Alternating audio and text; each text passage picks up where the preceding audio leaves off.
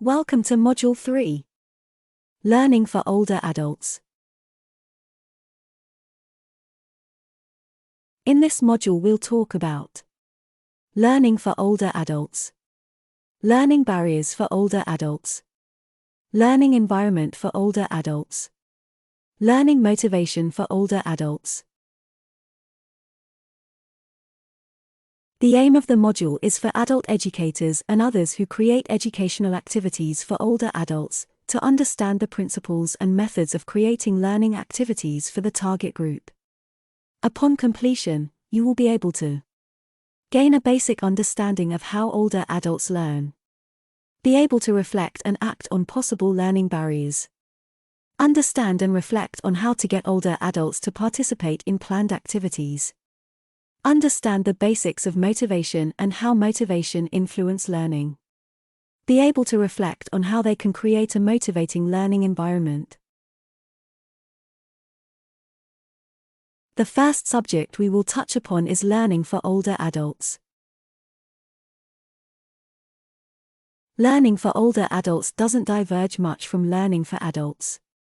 There may be some cognitive decline with age, which can influence the time needed as well as the need for repetition to acquire new information and knowledge. When planning learning activities for older adults, the purpose of these activities is not only to provide information transfer, but also to provide the opportunity for individuals to gather around desired goals such as socialization, active aging, and active citizenship.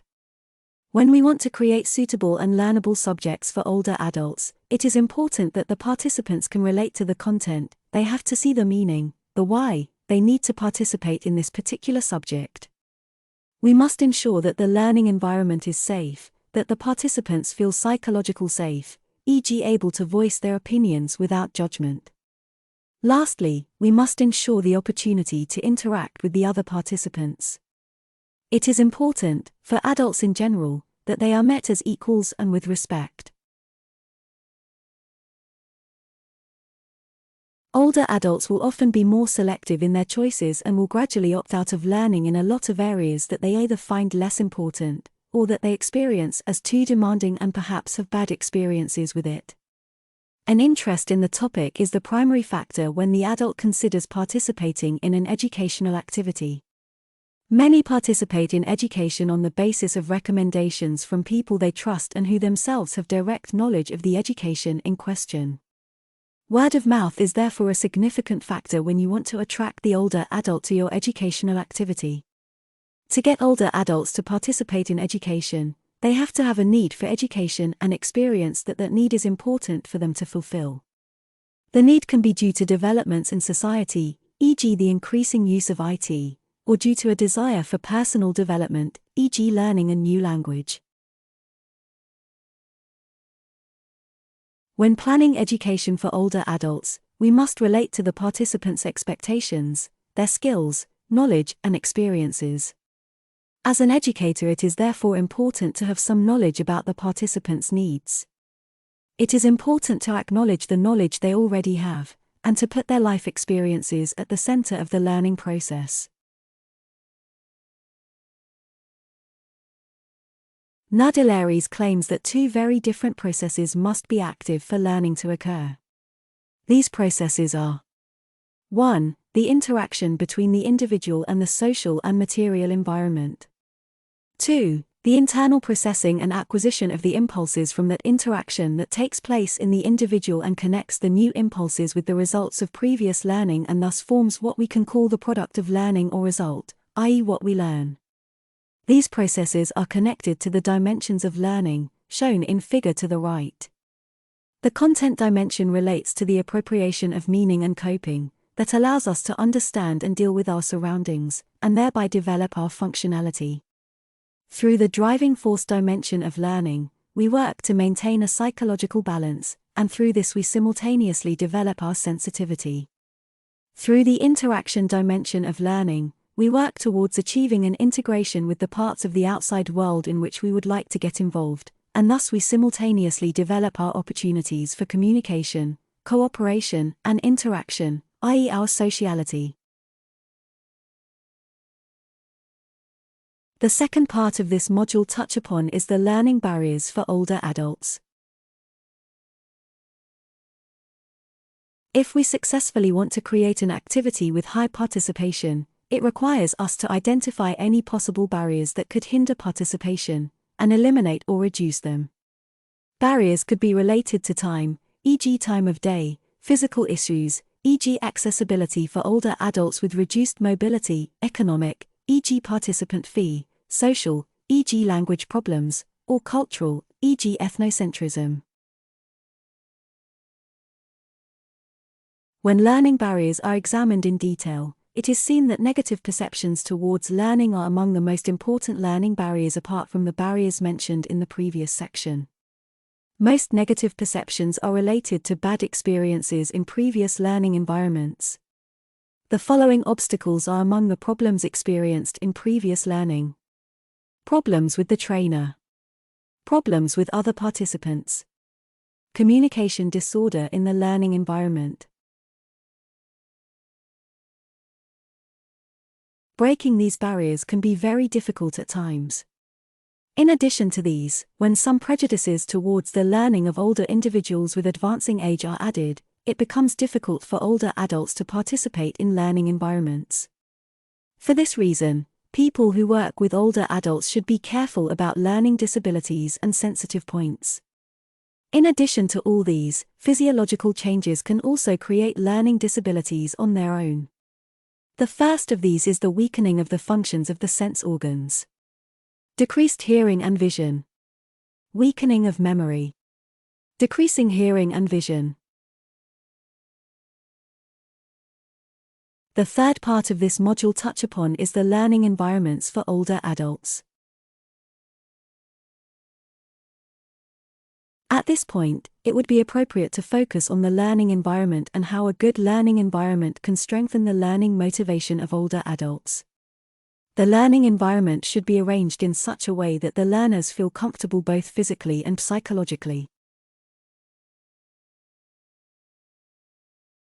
The physical learning environment of older adults should be organized by considering the following: accessibility, acoustics, lighting, ventilation, heating, ergonomics, accessibility and usability of technological tools used in the learning activity. The arrangements should be made in such a way that the learner will feel more comfortable not only physically but also psychologically. The psychological learning environment of older adults should be organized by considering the following: inclusion, creating a learning environment where the learner and the facilitator feels respected, and incorporation. Development of attitude, creating a positive understanding that experiences with learning are established on the basis of personal relevance and own choices. Emphasize meaning, creating challenging reflective learning experiences that incorporate participants' own perspectives and values. Producing competence, creating an understanding that learners learn best what they value and can apply. The fourth part of this module touch upon is the learning motivation for older adults. The principle of motivational psychology states that it is not about creating motivation, but to find it. There is a widespread understanding that adults are not as capable, or at least slower, at learning compared to children youths. It is also believed to be more pronounced the older you get. And while this holds some truth to it, it is very unnuanced. There is cognitive decline in the later years, but motivation, driving force, and meaning, content, seems to be the main factors on successful learning, especially for older adults. When we want to discuss how we can increase learning motivation, we first need to look at what factors influence motivation in older adults in education.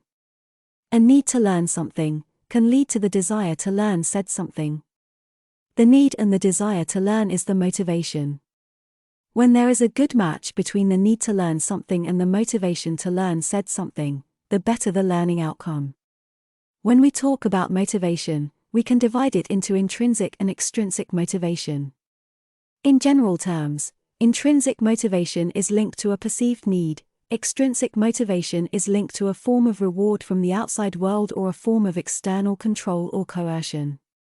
In reality, it's hard to make such a sharp separation on the two types of motivation. Often the desire to learn something new is linked to an interaction between extrinsic and intrinsic motivation. Voluntary participation will often mean higher motivation.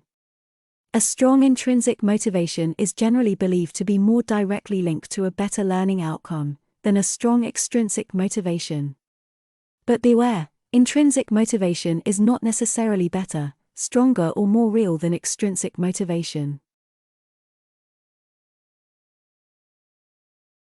Motivation for education is also closely connected to emotions.